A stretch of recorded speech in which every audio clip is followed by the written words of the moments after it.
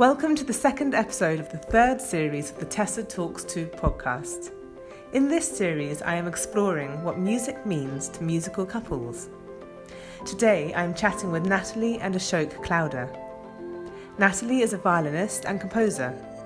Ashok is a cellist, and they are both co-founders and directors of the upcoming Highgate International Chamber Music Festival. As well as all of this, they are hands-on parents to 5-year-old Enzo and 2-year-old Anushka. So how do they do it all? So Natalie and Ashok, it's lovely to be in your house. Thank you for having me here this morning over coffee and croissants. So we're here in your practice room stroke office sort of work. Is this where all the work comes from, the hub of the house? Yeah, I think so. It's almost like a safe room. You shut the door and it's because, a bit quiet. Yeah, we try to keep this room for work, and the rest of the house is very much taken over with toys and as you can see, chaos. Sometimes the Kids chaos. Lego dragons infiltrate, as you can see on the desk. But yeah, a little bit of colour. Yeah, they've been safely stored here today by our 5-year-old because he did not want them to be destroyed during the day. Oh, so he put them in the safe room. In the safe room. Oh, sweet. So tell me where your story began. How did you meet each other? We met on the Lake District Summer Music course a long time ago. Back in 2003. Yep. Ashok offered me some crisps, which normally would have been amazing because those are my favourite things, and I said no. Oh. Yeah, I was like, no, actually. You rejected his advances. I did, yeah. From the, I was like, no, playing hard I'm to fine, get nuts. thanks. And I was working very hard that week, and I was very focused, and so only on the very last night we finally chatted. Yeah, after actually no, maybe before, but I tried to impress Natalie with my moonwalking. The moonwalking, a hidden talent. And that helped initiate more discussion. Yeah, we were all quite into Michael Jackson moonwalking. Was that after a few drinks? Or would you want to demonstrate I the moonwalking? Did you play together when you met quite soon, or how did your sort of collaborations begin? Well, when we were studying, we were both quite focused on our studies, and I think it worked really well for us that we were in different cities, because basically we just worked really hard for 2 weeks, and then there'd be one weekend out of 2 weeks that one of us would go down or come up, whatever, and see each other. Yeah. So it was a kind of work really hard and then have a bit of relaxed time time. For a day and a half. Yeah, so it worked really well for us because of that kind of focus we had for our music, and yeah, that carried on for quite a long time. Until Ashok went to Bern to study in Switzerland, and then I came down to London, which seems odd, but we kind of, I always felt really strongly that we should fulfill what we wanted to do and not sort of tie ourselves together for any reason. If it's going to work, it's going to work. Yeah, yeah. And we'd both been so musically obsessed from such young ages. I left home sort of, to go to Yehudi Menuhin School when I was 8, so I was quite, I'd invested already a lot, somehow you've kind of been thinking about music sort of your whole life. Yeah. So I think that was really important to us. We've always known how important music is individually. And you have that shared understanding of allowing each other space and understanding the importance of that devotion to music and really what you sacrifice. But it is hard, these days to enable each other to have enough space.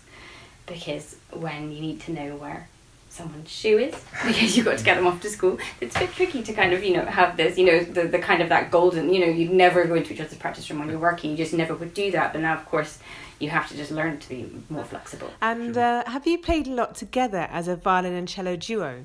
Back when we were sort of completing our studies, or at the time of being junior fellows, I can't remember, well, I was doing that at the Guildhall Academy, and Natalie was doing that at the Royal Northern. We were playing together sometimes. We were doing some duo concerts, Cloud Duo, we called it, and just the sort of repertoire like the Kodai Duo Sonata, Mozart duos, other bits and bobs, but it's not a huge repertoire for violin and cello, and so we were doing that a little bit, but we were mostly each focused on our quartets at that time. We were in 2 sort of rival quartets, I guess you could say. And it was quite extreme, really, because we both ended up in Melbourne at one point, competing against each other in the sort of final rounds of the Melbourne International String Quartet competition. Wow, but that added a new dynamic to your relationship. Yeah, we arrived and we heard that the press wanted to do an article about the rivalry between the fact that we were quite recently married, and they thought this was hilarious and really exciting. So they got us to sort of pose with our bows, like in a kind of fencing fighting duel. way. Exactly. Luckily neither of us won, so it's okay. Thank goodness. But even with the intensity of those rehearsals and your sort of individual quartets, the worlds that you were working in, that must have been... How did you then come together? Did you keep it totally separate? Did you talk about it? Or when you're together, are you able to switch off from work and actually enjoy doing other things? It was a very intense time. I think the music side of things and just being immersed in what you want to create, I think that always just overrides sort of anything else most of the time. So we did talk about we did obviously like talk as friends, as you would about your daily life, what's happened, or things that are going on. But I think we were just really focused on kind of just playing, really. I mean, we were both in and out all the time. Very hard to point. switch off. Very hard to switch off when you're in a quartet and it's full on, and you're if you're not rehearsing, you're preparing for your rehearsal or concert or whatever. And we were both doing the same sorts of things, just in different places at different times. So yeah, that was a bit too much, really, I think, and we both really enjoyed our experiences. But then, actually, within about a year of each other, I think we both had decided that we needed to leave our groups and take on some new challenges. Yeah. And did that then lead to you co-founding the Highgate International Chamber Festival? Was that at that point? It did, actually. It left some time, and I think as well... the realisation that so many other groups, especially in this country, I think, I don't know, there are so many great young groups, but to keep them going from a financial perspective past a certain stage, because there's so many music clubs up and down the country, but they, a lot of them top out at a fee which is very low. And so if people and actually at that point it was the recession, so I think lots of music clubs actually stopped working as well. They couldn't keep going. But there just weren't the opportunities to perform and to live as musicians. Yeah, I think especially when you've got 4 people each trying to make a living and trying to make a career and a name for themselves as well, so often really, really, really good groups end up sort of coming apart because they're being just pulled in different directions. Or moving to the States. Or moving, yeah. So you have that opportunity. Absolutely. And so we were aware that there were so many fantastic musicians around who had a great deal of chamber music experience and could play at an extremely high level and were, most importantly, really nice people. So that was one of the key factors with the founding of the I think I also really festival. missed my friends from school. I'd spent a lot of time, away from my friends at Union School, and in leaving my quartet and things, I kind of wanted to sort of get back in touch with people more and kind of because we connect. Have that connection. 8 years somehow. at the Union School is such a focused, it's quite a closed world. Less so perhaps now, but at the time it's hugely intense, and the hours and hours of practice you're doing both independently and by yourself, but with your friends. Yeah, that's a really unique experience. Recently, we had a little mini sort of reunion, a few of us, and someone suddenly sort of went family hug, and then and it did, there's such a sort of strong connection somehow. You shared so much at such volatile ages as well. Essentially, really. you have a lot of brothers and sisters. Yeah. I mean, that's essentially, it's a very close sort of relationship, and there's a lot of love, and and I kind of feel like it was our fellow founder of the festival is a pianist who I was at school with, Irina Botan. And so yeah, I think life kind of threw us together a little bit, and then we got talking, and then we were sort of doing some painting, and she was helping me and things, and we kind of shook on it that we would do a festival. We'd go for it, and just the three of you together. The three of us, decided. Ashok sort of got roped in. Okay. I just said, but who's going to do all the work? Well, yes, that's my next question. How do you define your roles, and who makes the decisions between? I mean, founding a festival is totally different to performing together and making music together. Something that you are both hugely focused on and understand each other's sort of motivations. But then to suddenly move into essentially management and production and everything else that it involves, how you must have really discovered new sides of each other in a way, and learned a lot in how to sort of lots of smiles appearing. Yeah, how did that work? Well, or not. At the beginning, it became very clear that Ashok was far more skilled at any kind of computer work than we were,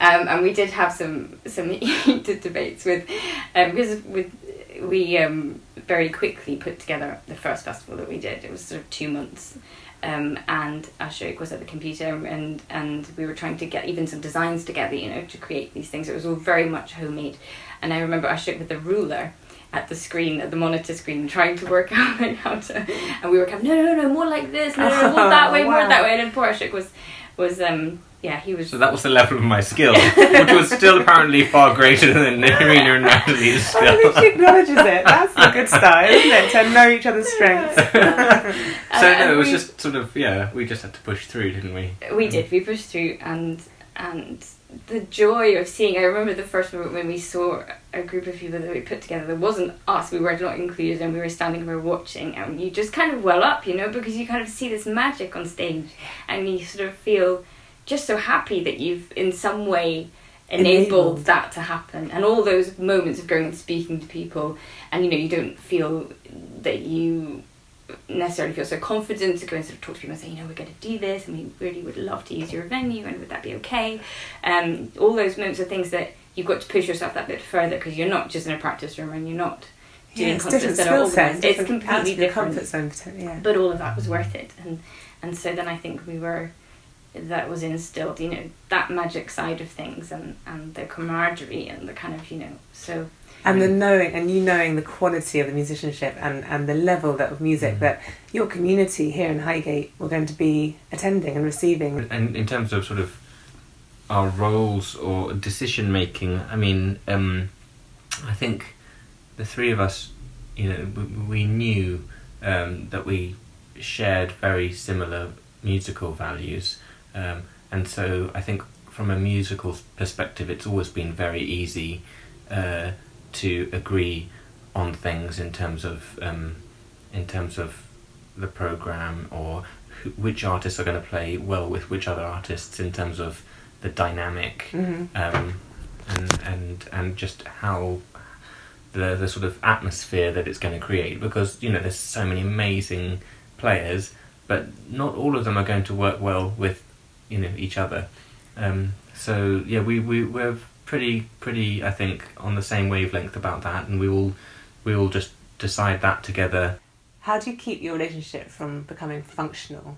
I think we've had a few quite key moments, when of course things can get too much. You feel like you're a bit lost in some way. You don't remember the last time you kind of laughed, or those things that are just so important, and you have to make sure that there are moments where there's nothing happening, where you can have those conversations, where you just reassess what's going on. And we had a few times when we've kind of when you've had to sort of say, well, what is the thing that the essence of you, what is your essence, what are each of our essence, why were we together in the first place, and kind of try to remember those things. Like, and what's the point of the festival if it's not going to bring joy? Yeah, exactly. To you as well as everybody around you. Exactly, and knowing that there's hard graft, but you have to remember throughout that you need those moments. You have to, every week you have to have those moments where you take that moment to laugh at something. And sort of, we'd have sort of a one date every 6 months, at some times, when you have a young child or something. But, you had such a nice time on that one date, and it kind of carries you, it can carry you through for quite a long time. But and you've shared so much and grown up so much together over how many years now? 12? 16. 16 years. Yeah. Wow, I mean, that's It's quite a incredible. long time. Do you remember when you first met? What did bring you together, do you think, Ashok, perhaps first? Well, I don't know. She didn't accept my offer of crisps, and I like a challenge. I remember very clearly that we had some orchestral. We were doing some orchestral sort of string orchestra, I think, on the course, and Ashok. Everyone was very diligent. They're playing beautifully, and I remember they had named our orchestra that I happened to be in with Ashok was Menuhin Orchestra or something, and then Ashok started doing really ridiculous fingerings, and I clocked it straight away because I was kind of used to people doing that kind of Messing around, essentially. messing around, and I just thought it was just so nice to see because it was very refreshing because I'd been used to that. Finding the fun Menuhin within school. the... Yeah. And this was all aimed at Natalie. I couldn't stop looking at her. I'll have to admit that. And you played together as well. Well, each year it's become a bit of a tradition now at our festival that we play a Haydn piano trio because there are so many and they're so wonderful, and we all think that, well, at least I think quartets. With quartets, he's the sort of father of chamber music, really, and now that we've got kids as well, it's like one of those things that we can still do because it doesn't require too much rehearsal time. And each year we play a Haydn piano trio as a sort of I don't know, just sort of galvanising, reconnecting. Yeah, we feel that Haydn's very important. So we decided we'd do it before leading, sort of a month before the festive season sort of thing. So it's like the first mulled wine and mince pie sort of idea. So that's always when you come to the festival, there's that smell of mulled wine, which at the beginning always smells so nice. By the end of the week, we're like, okay, we can wait now for another year. That's fine. So this is a clip of us playing Haydn's Piano Trio number 37 in D minor.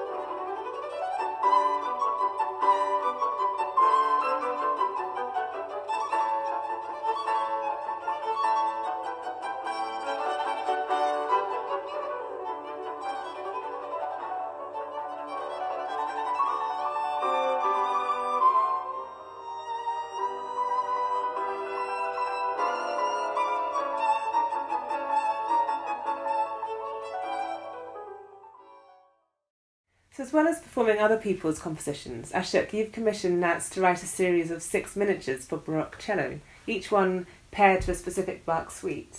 Yes, that's right. There was a series of concerts in Conway Hall that I was planning on doing with every Bach cello suite in.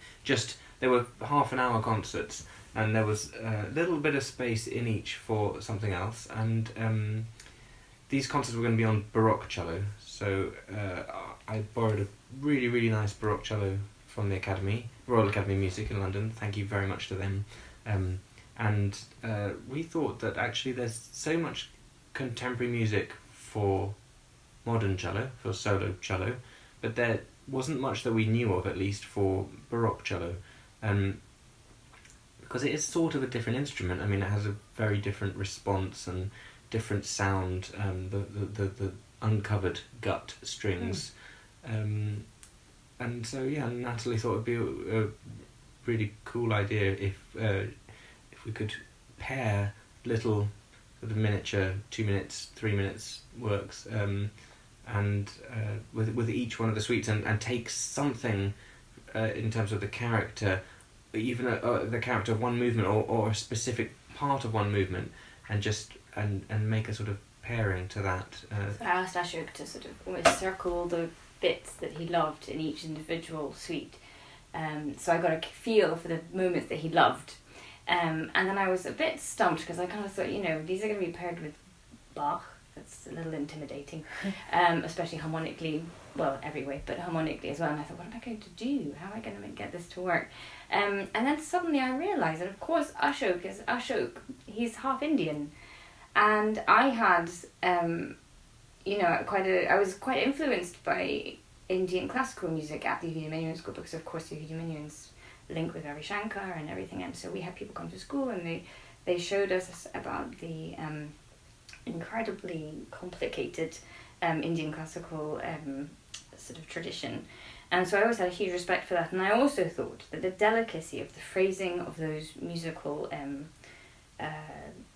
melodies were so in keeping, or lend themselves so well to the delicacy of Baroque style of playing. And so I suddenly realised that was what I needed to do. Ashok's love of Bach and Ashok's love of Baroque music linked with his heritage of Indian classical. I just thought that would be such an interesting idea to put those things somehow, to sort of put those together and to have those as my influence. It was such a creative process, and actually that layer was because of your relationship as a couple, and an outside composer would not necessarily have thought of it in that way and brought such a nuance and such a personal depth to it. Yeah, and there's an ironic thing is I was really struggling to sort of get started with that conversation. I was thinking, maybe because you're too close to it. That's the thing, and I went out, which I hadn't done much because we had really, really young children, and I went out to have for a coffee with a friend, and it was in our chat, having that little bit of space where suddenly, of course, it made sense. We're going to premiere all 6 of them together in our 2019 festival in Highgate. Wow, I look forward to coming to that. Is there something we can hear before that, perhaps? On this? Sure. We have a recording of the first piece, actually based on the first cello suite. Okay. Well, let's listen to that now.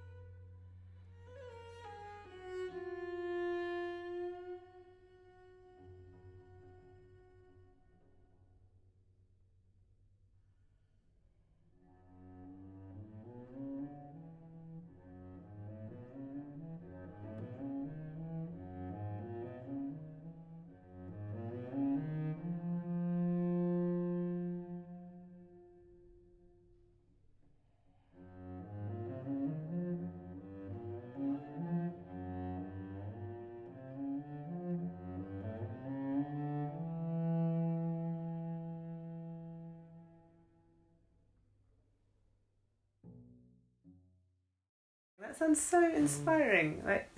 It's so nice having a piece that you feel is tailored to you, as in Natalie knows the things that maybe I do reasonably well and the things I don't do so well. Yeah. These sort of things that, as a performer, you probably find a way around so the audience doesn't know your weaknesses, technical weaknesses perhaps, or things that you just find a bit difficult. And you hope that no one ever finds out about it, but of course, your husband or wife, closest to you, they're going to know. Can't escape, because they'll hear you, cursing in the practice room. But all these people in the days gone by, they always used to write and play, and of course they'd write things for themselves that they could do really well. And have you written for yourself? Have you written a violin? I wrote a piece called 3 Glimpses, which had lots of random things in it. So this is the third of the 3 glimpses for solo violin.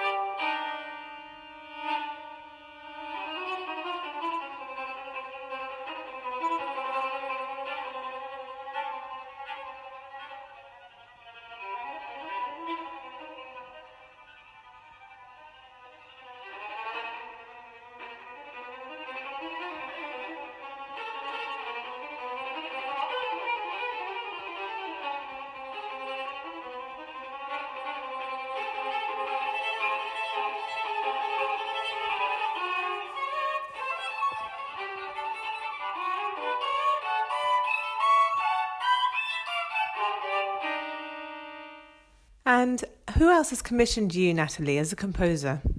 Irina's piano trio, the Monte piano trio, they commissioned me to write a piece for them.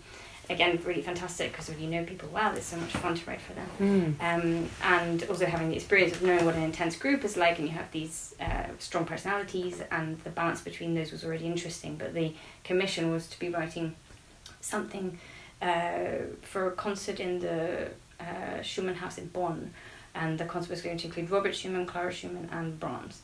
And so they wanted another piece that would collaborate, which would go nicely with that new work. And so I was inspired by their three-way relationship, and I spoke to someone who'd read so many letters and lots of the letters that had not been translated into English, and so they really had a really amazing idea as to how they were together. And so that was just hugely inspiring to come up with the piece. And actually one of the really interesting and very inspiring things was that Clara and Robert had a diary which they shared. So one week one of them would write in it, and the next week the other one would write in it. So they never had to, they could always see the week from the other person's perspective, and I thought that was so incredible. Yeah, and so forward thinking.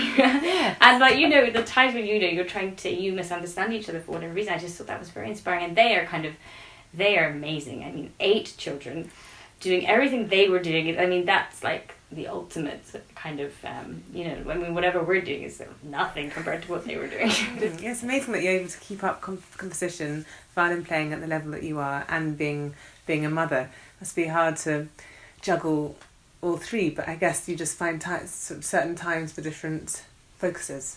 Yeah, it's very hard to be settled at any one time, because you always feel a pull to be doing something else, which is really annoying, because you really want, you know, you need to be present and you want to be present. Of course you do your best, but there is sometimes, you know, the pull to be doing one of the other things that you kind of have been drawn to over your whole life or whatever, you know, it kind of is in there. And sometimes Enzo and Anishka are so lucky to be brought up within this world of passion and hard work and understanding the discipline and the challenges that you face, but the discipline and the joy, essentially, that you get out of it together.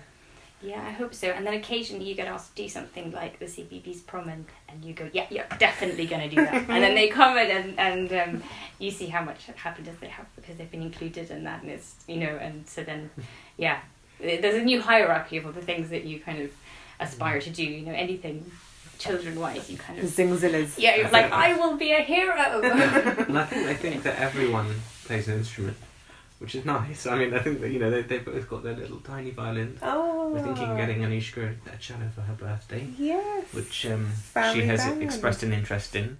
Oh, well. And thank you for sharing so much with us. When's the next opportunity that we can come and see you and hear you perform? Well, I think the biggie is probably the festival in Highgate International Chamber Music Festival. It's happening this year from the 23rd of November until the 30th of November, and we're so lucky to be joined by some amazing people this year. We've got Lawrence Power, one of the greatest violists. He's coming to play. Sheku Kane Mason, who everyone I'm sure has heard of. He's a star, isn't he? He's a real star, and he played at the proms this year. He did play at the proms, yeah. We've known him for quite a while actually. His piano trio were on the education scheme of our festival a few years ago, and so yeah, we've sort of got to know him really well over the years, and they're such a lovely family. We've got John Suchet coming to introduce one of the concerts. Classic FM's Classic finest. FM, yeah. And by sheer coincidence, actually, we knew he was a Beethoven expert, and he's written a book on Beethoven. And in our festival this year is focusing on Beethoven in his 249th year. That's what we have with our festival, because it's at the end of the year, yeah. So everyone's you'd never be sick of Beethoven, but you know, it's always been... It's a theme throughout next year. Yeah, so we thought, why not? This is from now on, we'll always do the 249, or, you know. Yeah, good idea. But but it turns out in that concert we'd also programmed Tchaikovsky's Souvenir de Florence, and he's also written a book on Tchaikovsky. Yeah. So he's going to introduce the Beethoven items and the Tchaikovsky, so that's great. Anyway, and sorry, there's too many people to mention by name. There's just lots of wonderful chamber musicians coming to play together, and in formations that you won't hear anywhere else. So that's the sort of exciting thing about it. Well, I really look forward to coming and hearing. Thank you. Thank Nat. you so much. Thanks. Thank you for listening to the second episode of the third series of the Tessa Talks To podcast, where I was chatting with Natalie and Ashok Klouda about what music means to them as a musical couple sharing their work and life space. Join me next month where I'll be meeting another musical couple to hear what music means to them.